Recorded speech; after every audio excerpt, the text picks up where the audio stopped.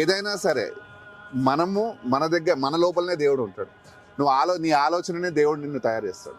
ఇప్పుడు నైవేద్యం పెట్టారు, లోపల నైవేద్యం పెట్టారు, ఆ దేవుడికి అన్నం అక్కడ పెట్టొచ్చారు.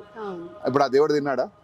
మళ్ళీ ఎవరు తింటున్నారు? ఇప్పుడు అందరూ మళ్ళీ మనమే ప్రసాదం తింటున్నాం కదా. సో దేవుడు ఏం చెప్తున్నాడు మనకు? మన కోసం కాదు, మన దగ్గర ఉన్నది నలుగురి కోసం చేయమని చెప్తున్నాడు.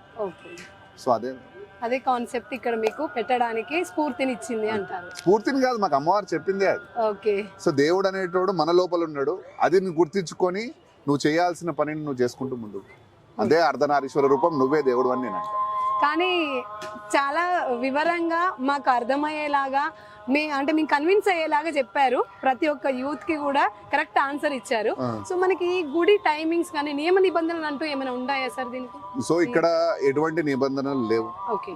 వీళ్ళు రావద్దు, ఆ టైంకి రావద్దు, ఆడపిల్లల పీరియడ్స్ ఉంటే రావద్దు, ఇక ఇట్లాంటి నిబంధనలు ఇక్కడ ఏముంటాయి. ఎవరైనా రావచ్చు. పీరియడ్స్ అనేది తప్పే లేదు, ఎవరైనా రావచ్చు, ఎవరైనా దర్శనం చేసుకుంటూ, అది తప్పే కాదు అసలు పీరియడ్స్ అనేది.